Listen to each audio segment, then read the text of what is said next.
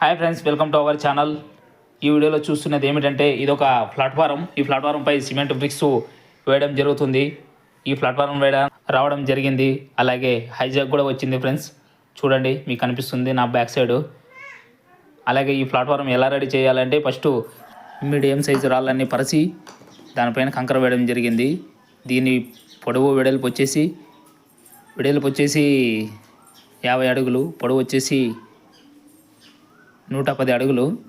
దీనికి మొత్తం సిమెంట్ వచ్చేసి 300 బ్యాగులు వెళ్తుంది ఫ్రెండ్స్.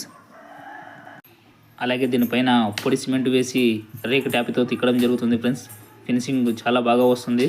అలా చూడండి, ఇక్కడ చూపిస్తున్నాను.